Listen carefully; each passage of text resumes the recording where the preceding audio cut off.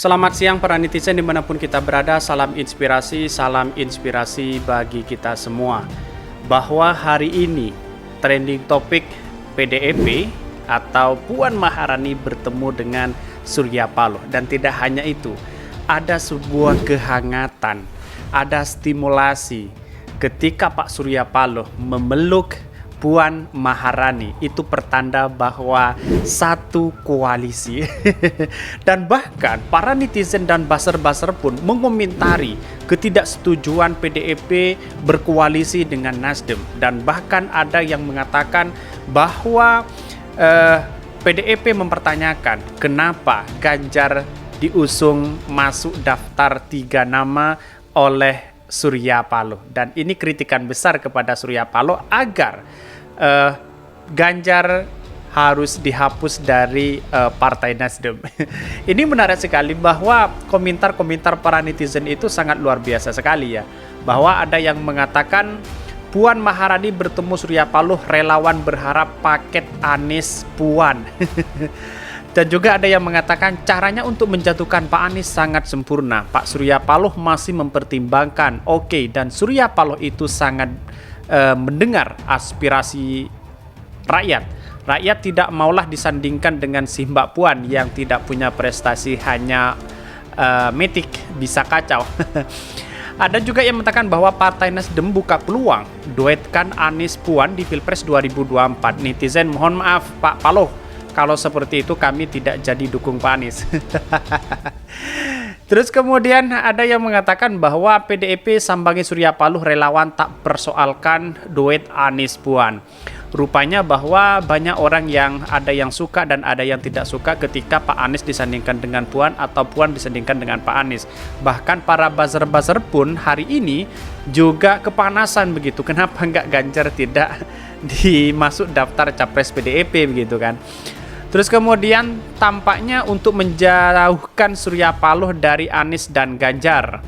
Capres pemilu 2024 Puan Maharani bertemu Surya Paloh. Nasdem tetap usung Anies, Jenderal Andika hingga Ganjar. Jadi artinya bahwa hal yang dilakukan oleh Pak Surya Paloh ini sangat luar biasa sekali ya. Bahwa walaupun ada kritikan dari buzzer-buzzer, dari orang-orang tertentu ketika Anies dengan Puan diduetkan, ini menjadi satu catatan penting kemajuan bagi demokrasi kita atau kepada Partai Nasdem sendiri. Karena apa? Karena pada hakikatnya Partai PDIP dan Nasdem tidak didekti oleh orang-orang tertentu yang hanya simpatisan pendukung Partai PDIP begitu kan. Tetapi pada persoalan ini walaupun Ganjar juga ada di tangan Ibu Megawati begitu. Jangan main-main karena ini adalah presidensial threshold, partai besar yang menguasai 20% ini. Tiba-tiba Ganjar hanya seorang anggota partai yang kemudian menjadi menjadi gubernur ya, tiba-tiba mau mencalonkan presiden ya, kita harus melewati Ibu Megawati dulu gitu kan. Kalau Pak Ganjar keluar otomatis dia sudah mengkhianati partai kan, kira-kira seperti itu. Maka di sini yang kemudian Partai PDIP ada yang mengatakan bahwa hapuslah kritikan terhadap Surya Paloh, hapuslah nama Ganjar itu dari 3 nama pencapresan di Partai Nasdem. Otomatis kan Puan kita berduet dengan Anies begituan, atau Anies berduet dengan Puan. Terus kemudian bahwa masih banyak para komentar-komentar para netizen itu, ada yang suka dan ada yang tidak suka. Bahkan dari beberapa catatan kami bahwa Paloh Puan ketemu langkah politik Anies Ganjar makin berat. Surya Paloh bertemu Puan Maharani, kabar buruk bagi Ganjar Pranowo. Terus kemudian respon masyarakat sangat antusias sekali ketika Pak Surya Paloh memberikan sebuah statement bahwa ini masih politik dinamis, bisa berubah-ubah. Tetapi kalau menurut saya pribadi bahwa apa yang dilakukan oleh Pak Surya Paloh ini tentu menjadi satu apresiasi besar. Karena apa? Karena tidak kemungkinan bahwa Surya Paloh juga berkeinginan ingin menduetkan Anies Baswedan dengan Puan, bukan dengan Ganjar begitu kan. Tetapi para cebong-cebong itu kepanasan juga ketika melihat Ganjar tidak masuk pada pembahasan di Surya Paloh pada pertemuan kemarin begitu kan. Jadi artinya itulah politik sangat dinamis, sangat cair. Bahkan Paloh pedagang, Anies Andika peluang besar. Tinggal siapa oligarki parpol yang berani pasang badan. Demokrat plus PKS plus Nasdem itu kombinasi mengerikan. Elit P3 tersandra kasus, tapi basisnya juga PAN, Umat, Gelora, Masumi, PBB bakal pindah ke Anies Baswedan. Terus kemudian Mega tidak akan mengorbankan suksesi PDIP. Paloh tujuannya mulai sempat beredar Ganjar Anies untuk mengakhiri keterbelahan cebong kampret tersebut. Berat bagi PDIP. Yang paling realistik dua-duanya tercapai, ya Anies Puan. Kira-kira seperti itu. Terus Paloh tahu bahwa Puan pasti kalah telak agar Anies bisa melenggang dengan leluasa. Seharusnya Paloh berkata, Prabowo jangan maju 2024, kamu jadi penghalang Anies. Paloh Puan ketemuan, langkah politik Anies Ganjar makin berat. Puan Maharani sambangi Surya Paloh, radar capres Partai Nasdem putar sasaran dari Ganjar, Anies, dan Andika. Tapi yang disampaikan oleh Pak Surya Paloh sangat menarik begitu. Ketika ada wartawan menanyakan, untuk pencapresan 3 nama, ada Anies Baswedan, Andika, dengan Ganjar. Kok tiba-tiba ada Puan Maharani? Pak Surya Paloh mengatakan ini politik dinamis begitu, bisa berubah. Lalu kemudian wartawan itu menanyakan, masih ada rakernas lagi? Surya Paloh hanya menjawab tidak, karena ini masih radar politik sangat dinamis sekali. Bisa jadi lawan, bisa jadi kawan. Atau bisa jadi kawan, atau bisa menjadi lawan. Kira-kira seperti itu. Mari kita baca beritanya seperti ini.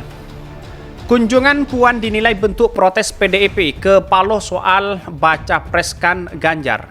Ketua DPP PDIP Puan Maharani tampaknya mesra dengan Ketum Nasdem Surya Paloh saat berkunjung ke markas Nasdem.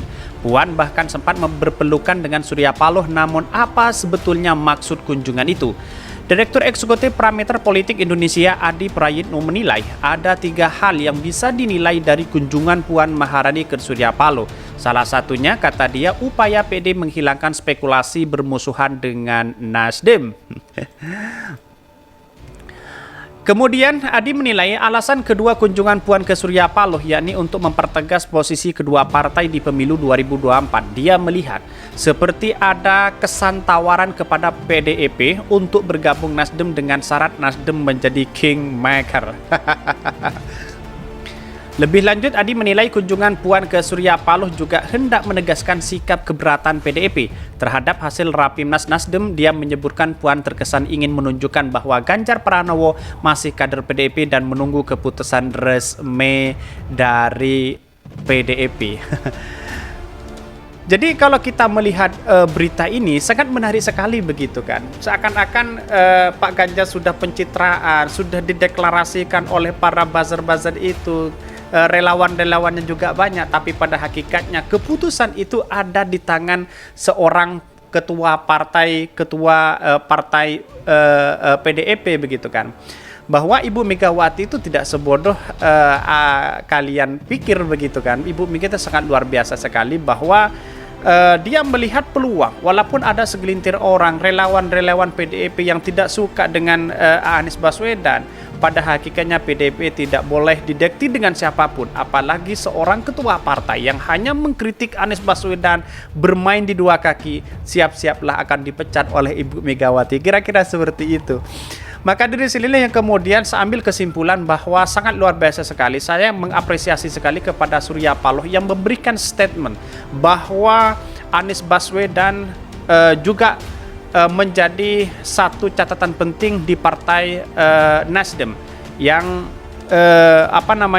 dari awal sudah katakan bahwa Anies Puan sangat layak dan mengakhiri dari sebuah cebong dan kampret begitu. Kira-kira seperti itu Pak Surya Paloh itu.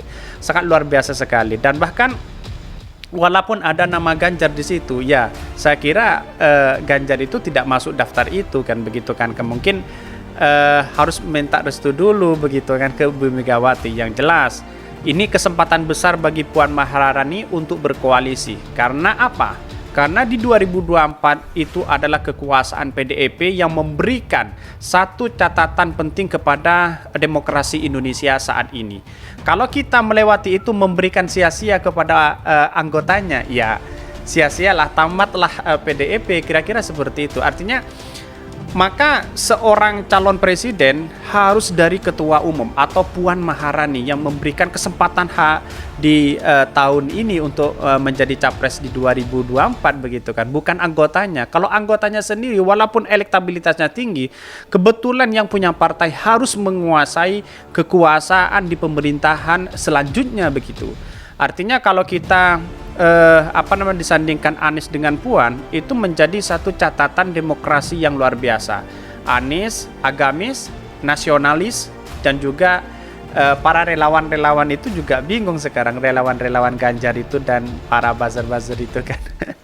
Maka disinilah saya memberikan statement pelukan hangat Surya Paloh itu sangat luar biasa sekali, menandakan bahwa itu satu koalisi, tapi ini adalah politik dinamis ya, bisa cair bisa enggak.